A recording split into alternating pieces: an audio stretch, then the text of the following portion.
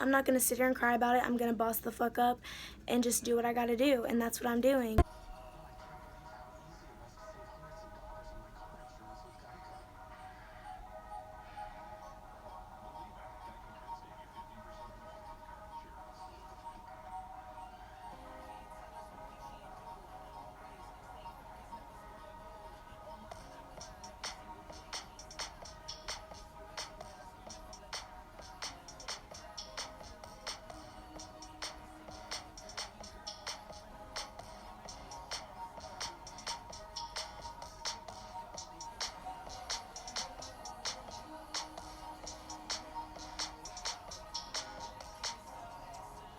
Hey lovelies, welcome back to another video. If you're new here, hi, my name's Lena. I upload randomly throughout the week, so click that notification bell to be up to date. Please subscribe to my channel and give this video a big thumbs up.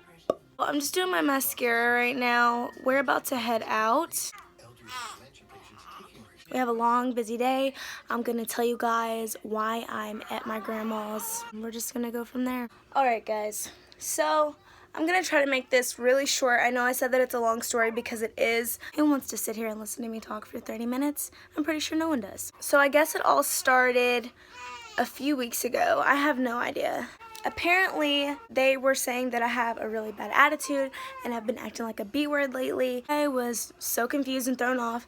I've just been normal. I'm tired. I was picking up shifts, working doubles, like I'm just exhausted. I have a baby. She was always crying, like always, constantly crying. Ever since we've been here, she's been so calm. I really think that being here is so much more calming for her and it's less stress for her. You can feel the tension where we were living. It was just not a good situation. Sitting here wondering, like, why is she so calm everywhere else except for where we were living? The house that we were living in was technically my mom's ex's. Now the reason he's an ex is because they've been together forever, they just haven't worked out, and the only reason why they were staying together was for financial purposes.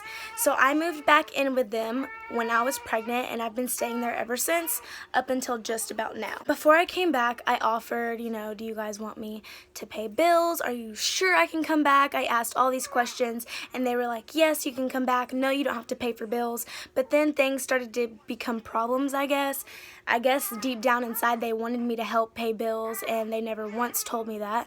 So I guess they were pissed about that.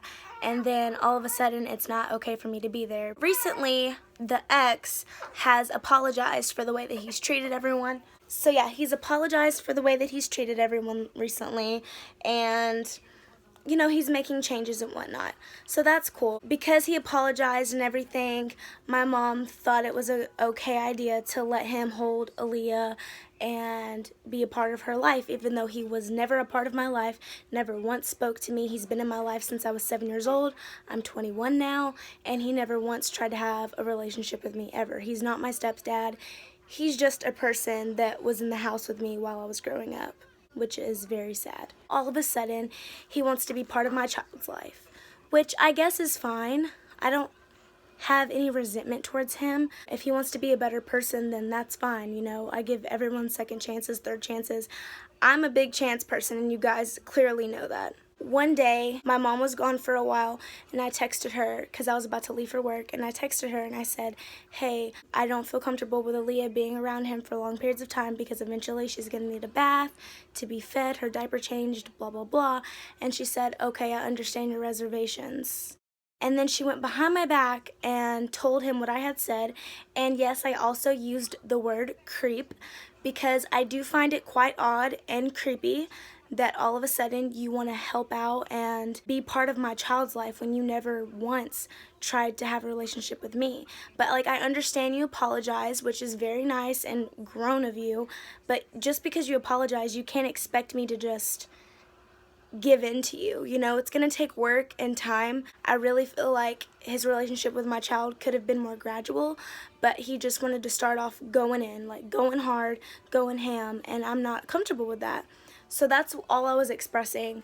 And then she went around my back and told him what I said, and they made it out to be like I was calling him a child molester or a rapist.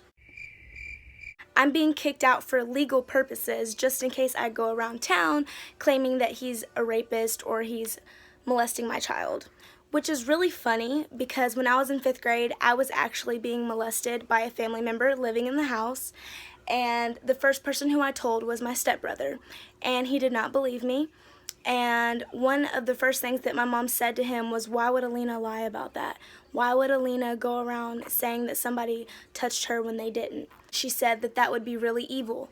So now that I'm 21 years old, apparently I just have all this evilness inside of me, and I'm just going to go around telling people that people are child molesters when they're actually not. I don't know where they're getting these ideas from. That's the whole gist of it all.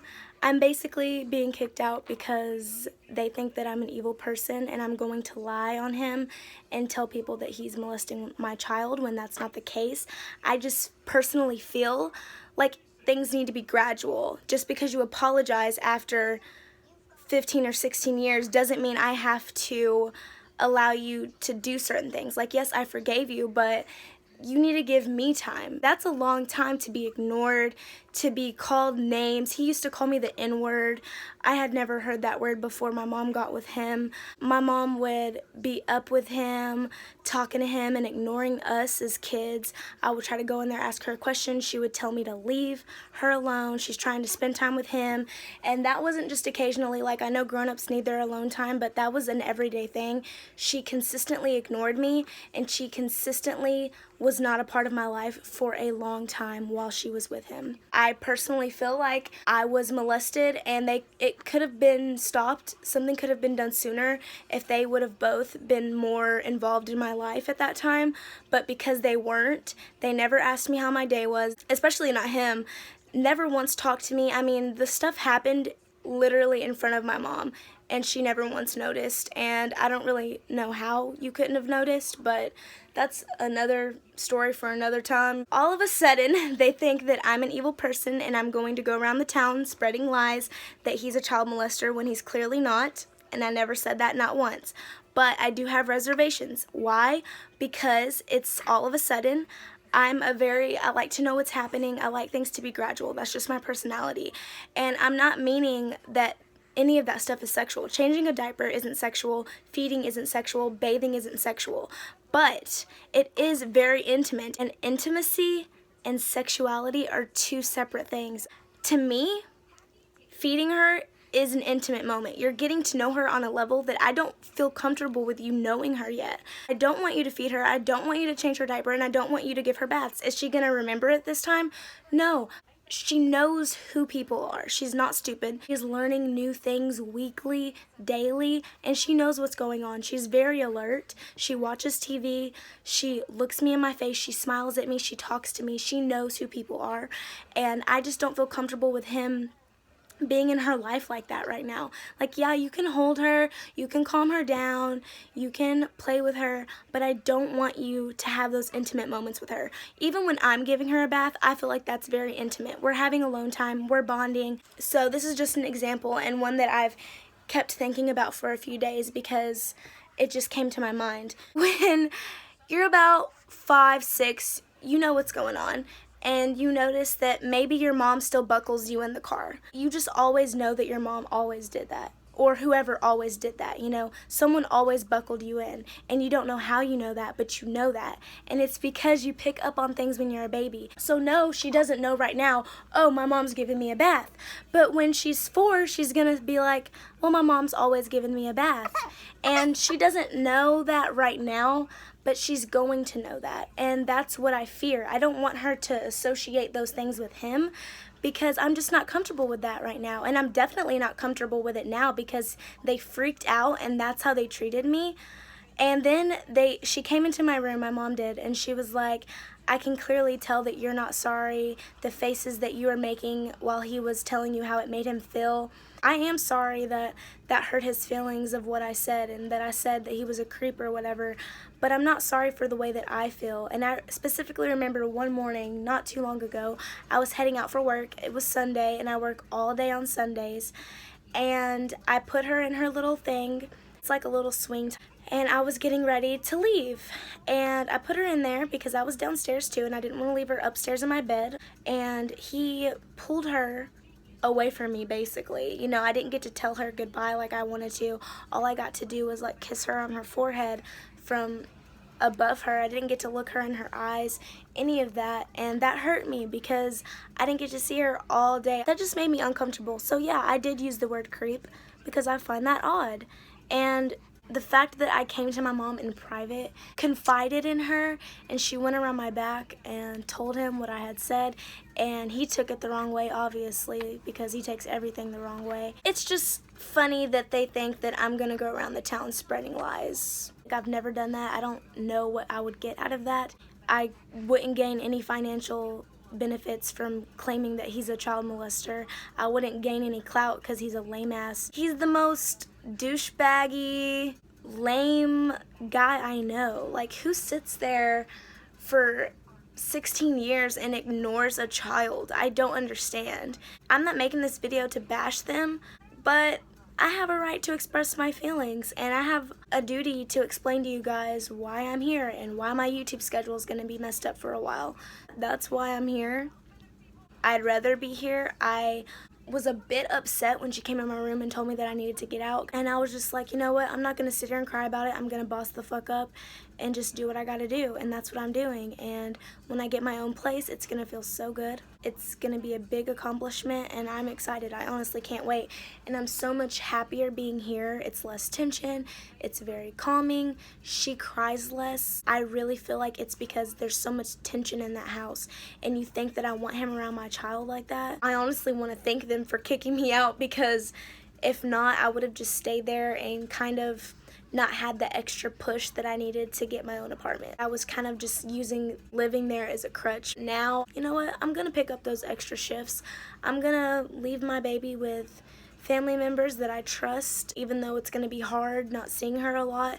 I'm just gonna do it, and then it'll be happily ever after, and we can just vibe and live our own life, not living on other people's couches. It just feels good to be independent, you know, and I've been independent before, and it feels so good, and it sucks when you have to move back home, but it's a growing time in my life, and I wouldn't change it for the world. And I'm so blessed to have a beautiful daughter that I have to take care of, and honestly, she just gives me that extra push that I need to get stuff done. I'm blessed. Okay guys, we're at the Ridgemont Apartments. These are some really cheap apartments. I'm just gonna go in and see what all is available and when it will be available. It's literally across the road from Smyrna High School, so that's a little bit awkward. I didn't go to high school there, but it's just literally across from the football field, so I feel like it's gonna be a little bit noisy, but they're really, really cheap, and I think that's probably why. It's in a really nice area though, so we're gonna go check it out and see what they say, and then I'll be back. There's baby. Amazing news, their 1-bedroom, 1-baths are only $732 a month, and then water and electric and all that is not included, which won't be a really big deal because we're hardly ever gonna be here. I'm not getting cable and I'm not gonna have internet, so yeah. I'm so excited. She said maybe you might spend like $60, I guess, for water and electric total, which I'm gonna hope to make that a little bit less than that. I'm gonna take shorter showers, do laundry less, maybe do it like once a week, which isn't an issue at all. They said that they won't have any openings until October, which is perfect because that's exactly how much time I need to get my money up. I'm so excited. They're really, really nice. It's just literally right across from the football field, so I'm pretty sure that's why they're so cheap. Oh, baby. We might have to actually go back home now because I don't foresee her getting through the rest of this time. So we're gonna actually go to the grocery store really quickly, get some water and stuff, and then go back to my grandma's house. This is as far as we got. I only got to look at one apartment today, which is completely fine. It's probably the only one that I want to actually live in, but we're still gonna look at the other two probably tomorrow. Now I'm just feeding her before we have to head back to Antioch because it is kind of a long drive.